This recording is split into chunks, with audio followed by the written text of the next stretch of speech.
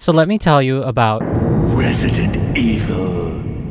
Resident Evil needs no introduction, but for those not already in the know, Resident Evil is a classic survival horror action game directed by the legendary Shinji Mikami and published by Capcom in 1996. 8 years later, Capcom recreated the beloved horror title from the ground up for the Nintendo GameCube, and later ported it to various consoles and to Steam. The remake is widely seen as an excellent and faithful adaptation of the original title, and while it doesn't outright replace the original game, many see it as the definitive way to play Resident Evil.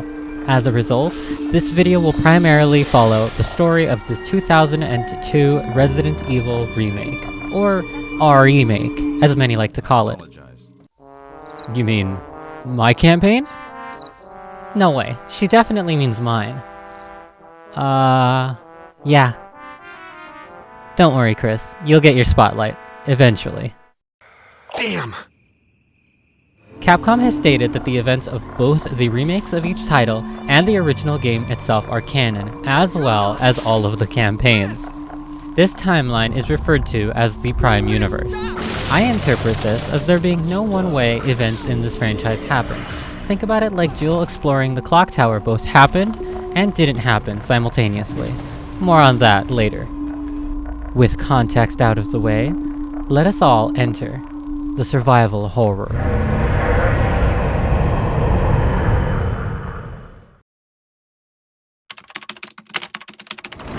Alpha Team is flying around the forest zone situated in northwest Raccoon City, where we are searching for the helicopter of our compatriots, Bravo Team, who disappeared during the middle of their mission. Chris narrates it best, explaining that STAR's Alpha Team has been dispatched into the Arklay Forest in order to locate the missing STAR's Bravo Team. After discovering Bravo Team's helicopter crashed and abandoned, Alpha Team begins to survey the area and search for their missing compatriots. Search for the other members, and it turned into a nightmare. Now is a good time to go into a bit of detail on STARS.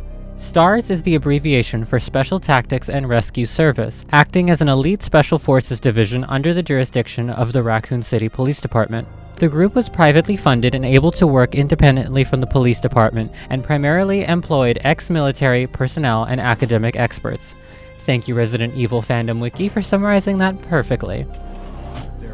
STARS were created primarily for the purposes of fighting domestic terrorism, increasingly potent urban crime scenarios, and handling various emergencies. This, however, is only what they wanted us to think. More on the real reason STARS were founded later. For now, let us focus on Alpha Team, led by Albert Wesker. Yes, that Albert Wesker from Resident Evil 0. Alpha Team's members include Barry Burton, Joseph Frost, Brad Vickers, and our star duo, Chris Redfield and Jill Valentine. Brad! Damn! The team explores the area around the derelict helicopter slowly and carefully.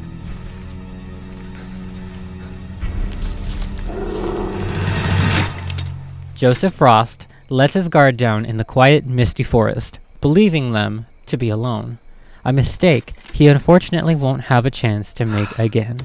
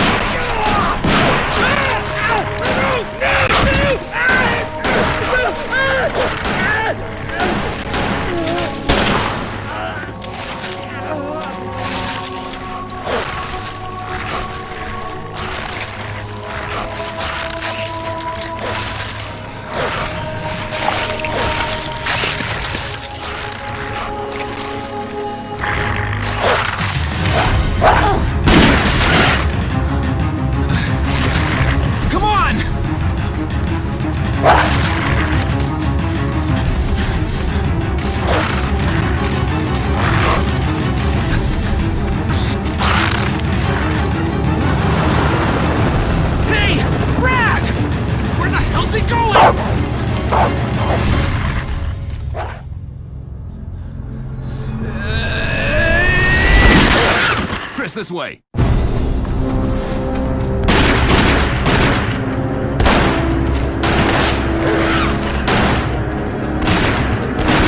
Damn it! Make for that mansion!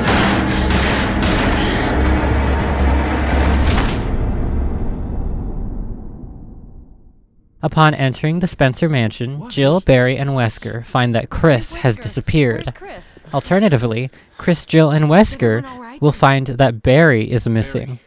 Where's Barry? What was that? Both hear a gunshot from one side of the mansion, and Resident Evil check it begins proper. Alright. This is where the game's two campaigns deviate heavily, and even so much as omit entire characters that exist in the other. I will do my best to stitch together a cohesive story, but for now understand that Chris and Jill remain absent from each other's campaign for roughly 95% of the game. Once they reunite, the story does seem to tie back together nicely, but more on that later.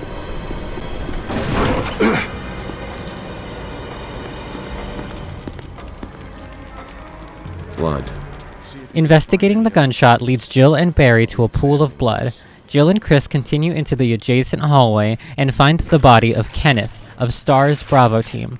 Looming over him, well, Jill says it best. Barry! What is it? Look out! It's a monster! Let me take care of it!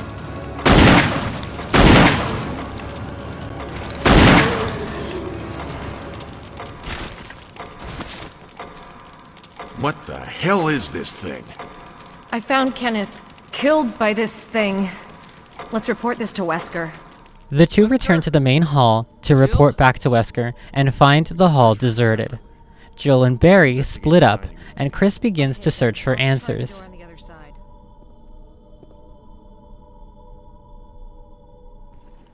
The two fight through zombies and solve intricate puzzles throughout the mansion, eventually finding the body of Bravo Team's Forrest Speyer. No.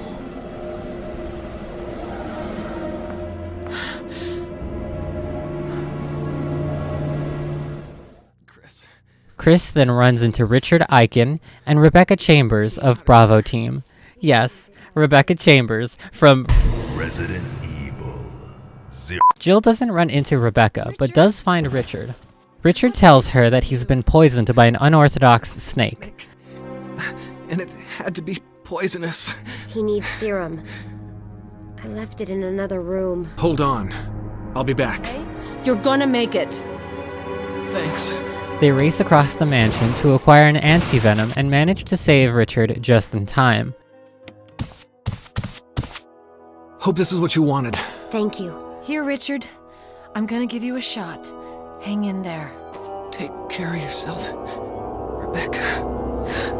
Richard! He's okay. He's just unconscious. Let's get Richard to a safer place. Rebecca and Chris bring Richard to safety, while Jill leaves him to recover his strength.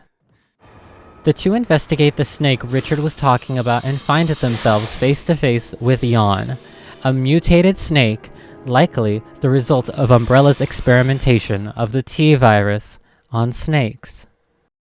Alright, I'll do my best to keep this short. Umbrella Corporation, founded in 1968 by virologists James Marcus, Oswell E. Spencer, and Edward Ashford. We talked a little bit about Dr. Marcus and his fate in our first episode, Everything That Happens in Resident Evil 0. What we didn't discuss was his involvement in the creation of Umbrella. To discuss that, we have to travel back, all the way back, to Resident Evil 8. Okay, I know how this sounds, but it'll make sense by the end of it, I promise. Let's simplify things for now. Let's go back instead to Resident Evil 5. 1966. Dr. Marcus travels to West Africa in search of a flower that is said to grant superhuman abilities. Marcus theorized that a mutagenic virus was somehow involved, if the stories were true. He locates the Indipaya kingdom, said to be home to the plant, and successfully finds the Sonetrep flower, isolating the retrovirus from the flowers, and thus discovering the progenitor virus. The progenitor virus is an ancient RNA-based virus capable of infecting the cells of any living organism, reversing lysis, and reviving said organisms. Marcus and his successors run extensive research on the progenitor virus, and several engineered strains are developed, but the one we want to focus on today is the T-type tyrant virus. 1978. Marcus develops the T-Virus. Umbrella's primary goal when developing the T-Virus were to create a lethal, highly contagious virus that could infect an entire target population and guarantee 100% mortality rate, as well as generate revenue for their eugenics program, the Wesker Project. More on that later. By the time Marcus had finished the T-Virus, focus had shifted to creating a virus that would instead mutate hosts to become physically stronger and remain alive despite organ failure and brain damage. These symptoms, if you can call them that, led to hyperaggression and immense hunger in infected individuals. This brings us back to... Oh, right. Giant snakes. Jill comes face to face with a giant mutated snake and Richard comes in to back her up. The duo fight the snake and Richard makes a heroic dive to push Jill out of the way of its lunge, getting bored as a result. Richard! Jill continues fighting, but the giant snake gets away. Chris grabs the key item in this room and pushes out. In Chris's timeline, Richard is spared being digested by the creature. Good. As soon as Richard gets better, we'll come after you. Richard! Chris! He instead gets digested by a zombie shark.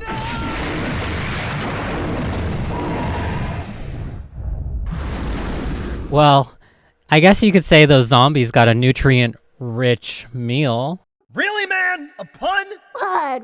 What's wrong? I'm a funny guy. It's what I do. Richard! Jill overhears Barry talking to someone, and despite being able to clearly hear the voice, we aren't given subtitles. But it's not necessary to destroy stars.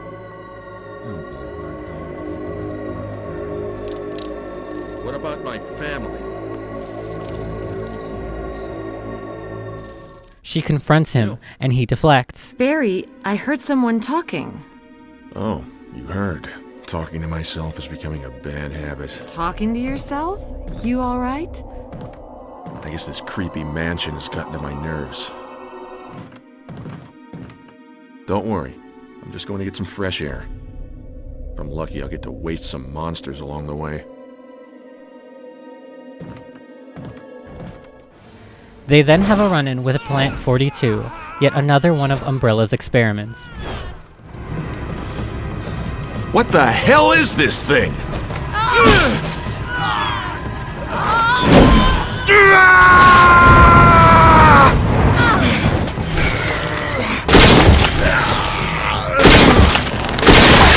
Barry wastes it in a cutscene, and Chris deals with it through gameplay, making Jill's campaign that much easier than Chris's.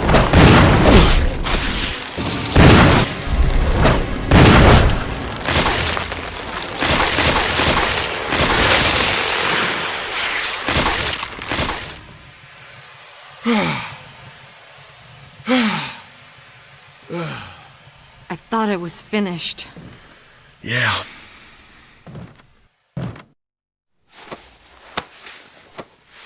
That was close. Thanks again. Don't mention it. But what was that? What the hell's going on in this place? Oh, you scared me. Chris runs into Rebecca and tells her about Richard's digestion problem. He's... gone.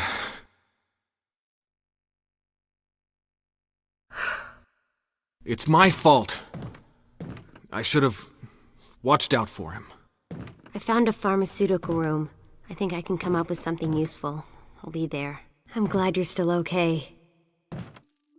Jill and Chris then have a run-in with Wesker. Wesker? Jill, so you're safe. That's what I was going to say. Did you notice? He suggests to Jill that Barry has been behaving odd and orders both of them to explore the mansion further. I'll keep a close eye. Chris, you're alive. My words exactly. Where's Jill? Curiously, he seems to act more antagonistic towards Chris than to Jill. We should get a better grip. from the situation. There are still rooms in that mansion we can't get into because they're locked up. I've been looking for ways to... Okay, if there's anything, I'll go back to the other mansion. I'm counting on you. There must be areas still to be explored in that other mansion. Chris, I want you to check them out one more time. I'll continue my investigation here. Sure thing. They get a radio transmission from Brad, who is still unable to reach any of the other STARS members. I repeat, this is Brad! This is Chris! If you can't answer me, somehow give me a sign. Jill to Brad, can you hear me? Shit, it's broken. Damn! Thing's broken.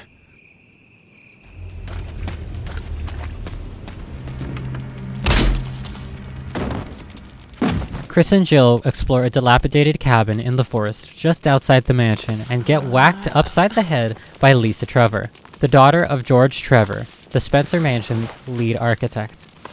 More about the Trevor family shortly.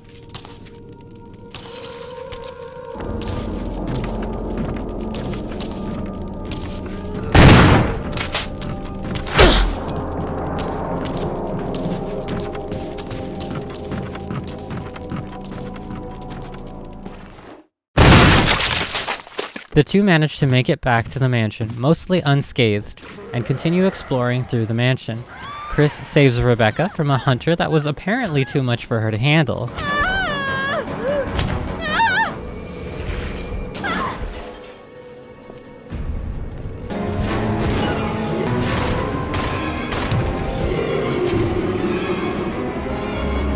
That's a thick-ass boy! Damn!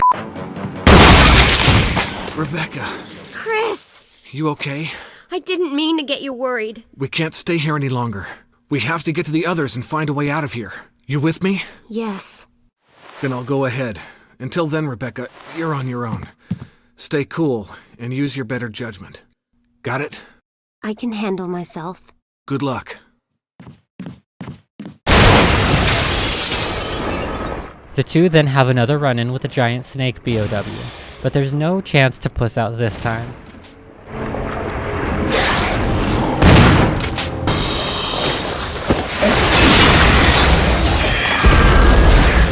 They defeat the creature and eventually find themselves delving into the darkest corridors of the mansion. They find a strange tunnel system leading them under the courtyard. Enrico! You're alive! Stop! Down here, they find Enrico. Yes, Captain Enrico Marini of STARS Bravo Team. Don't come any closer, Chris. What happened? Double crosser. Someone is a traitor. Umbrella set us up. Enrico! Umbrella. Enrico!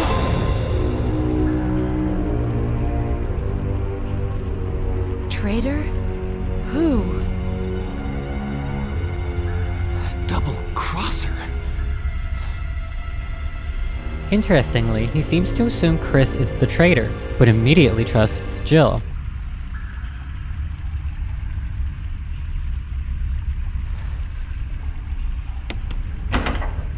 Jill! Barry? Thank God you're safe. You too, Jill.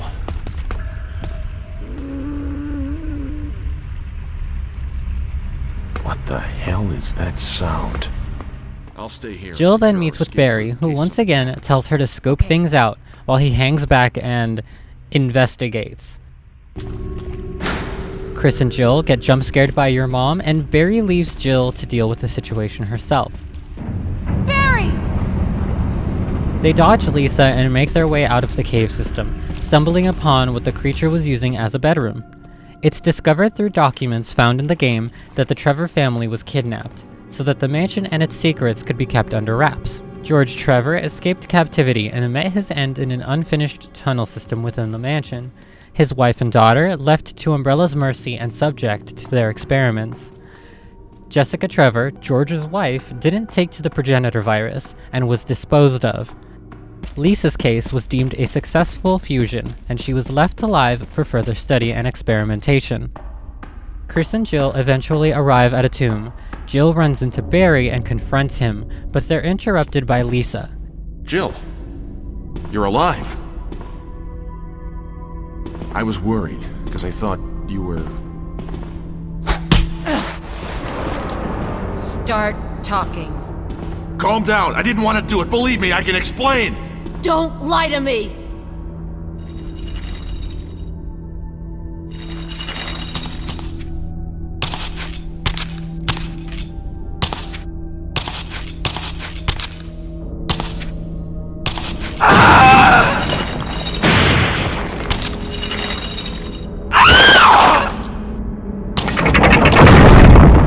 No time to talk.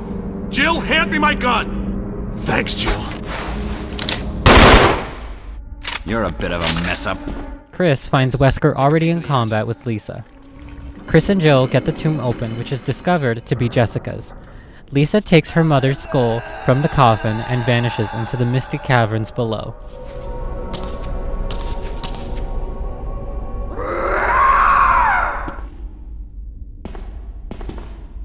I don't believe that thing's really dead. Leave this place up to me, and go on ahead. Okay.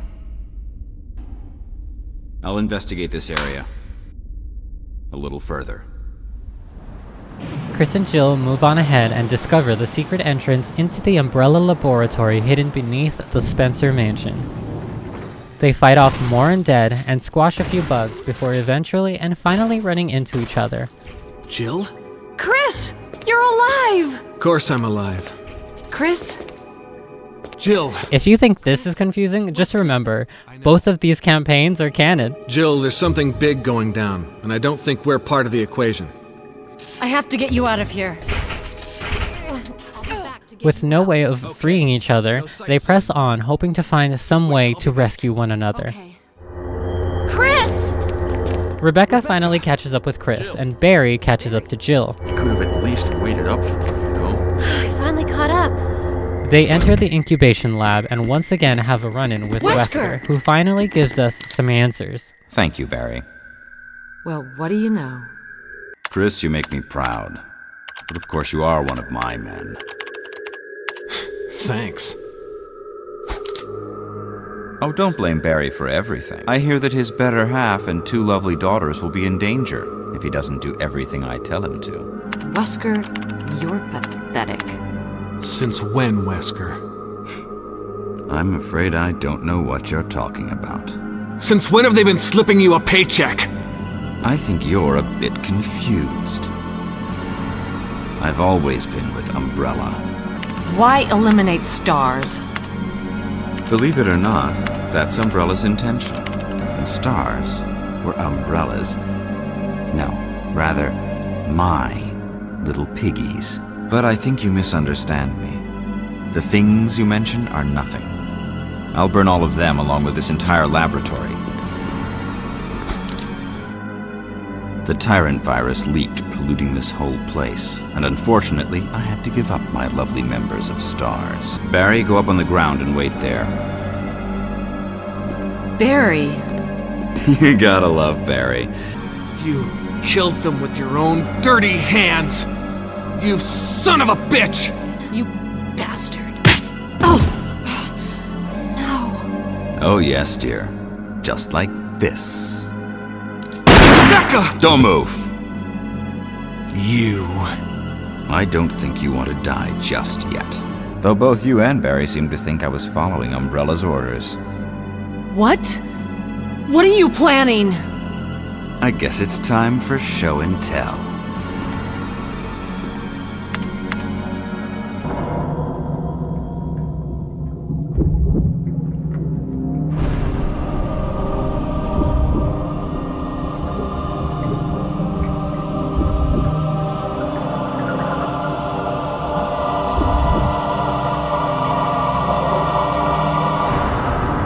The ultimate life form.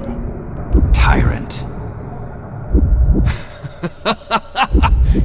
Wesker, you've become senile. Chris, you'll never understand. It's magnificent. For the sake of this thing. You know, I hate goodbyes.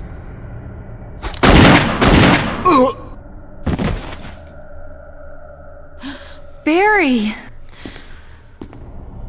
Forgive me.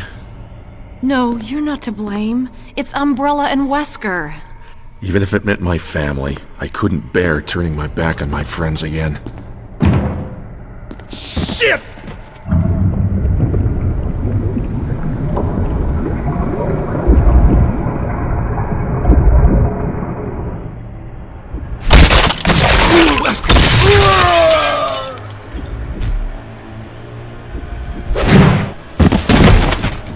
What? Premature.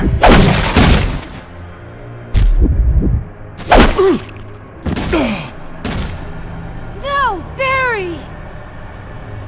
You viral cultured freak! Come on, you test tube freak.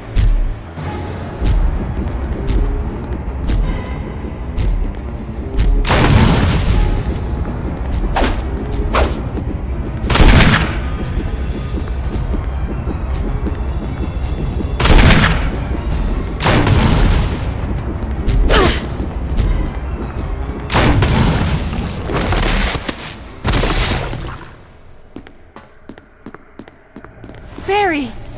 Barry!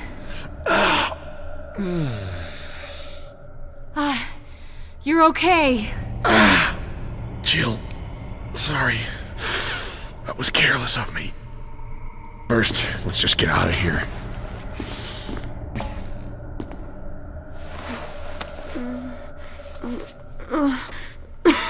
Rebecca! Chris. It's a good thing you were wearing your bulletproof vest. There's nothing left for us to do here. Let's get moving. Okay. With the tyrant super soldier dealt with, and Wesker having met his poetic end, wink wink, the gang make their escape. We should blow this whole place up. Right. The show must go on. I'll leave that up to you, Rebecca. I'm on it. I'll start the self-destruct system I found a little while ago. In Chris's timeline, Rebecca activates the mansion's self-destruct system, but in Jill's timeline, they suggest that Wesker set it off. Wesker must have set it off. Let's hurry. Chris and Jill then save each other from getting blown off the map with the rest of the mansion. Sorry about the wait. So everything's taken care of? Well, almost. Let's get out of here.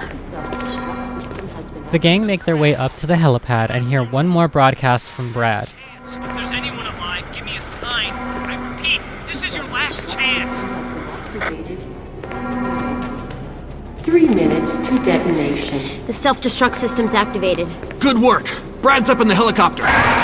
Damn it! We're almost there! Jill, you just get in contact with Brad. No! We can make it. In Jill's timeline, the boys step up and keep the Hunter Alphas at bay while Jill signals for Brad. In Chris's timeline, the girls show their stuff while Chris signals for I'll take Brad. care of them. Chris, you just get in contact with Brad somehow. Okay.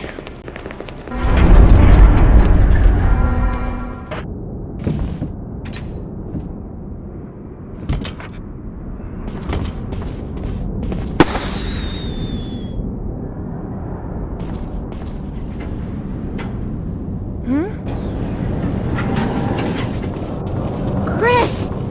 You okay? Yeah.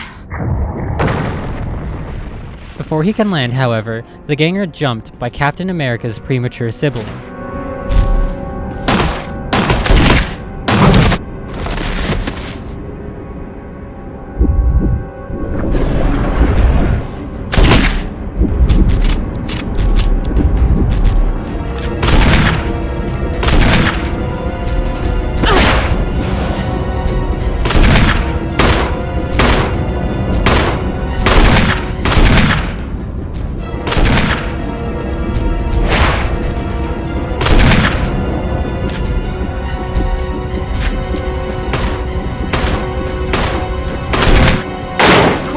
Use it! Kill it! Whatever it is! As Jill and Chris fight the tyrant, Brad arrives in the helicopter and drops them a little payload to get the job done.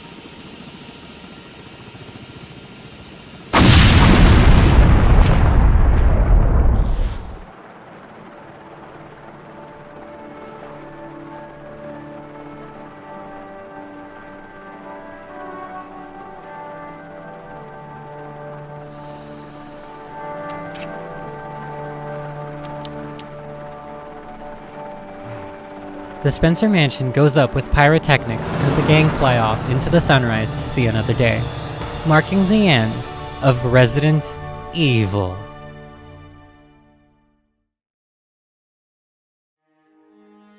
Things I discussed in this video that I promise to get more into at a later date, like Oswell Spencer, Edward Ashford, and the relation of Resident Evil Village to REmake, are all subjects that I will be discussing in future installments of everything that happens in Resident Evil.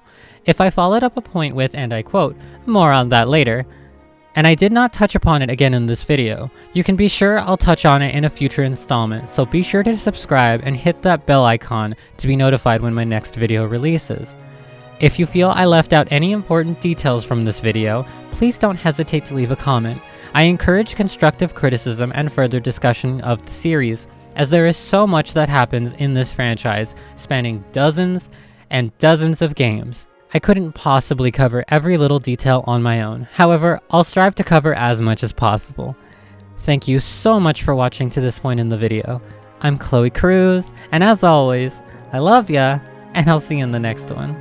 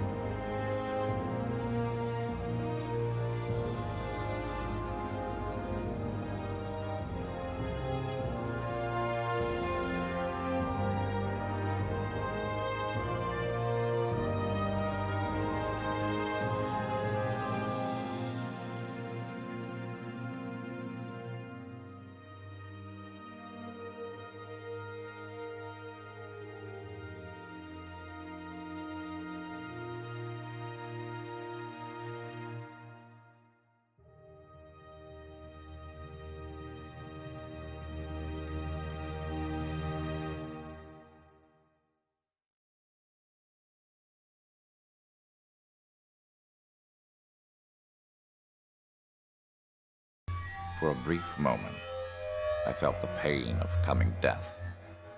However, this too was part of the plan.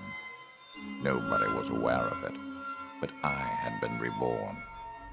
I cast off my frail humanity and became something greater.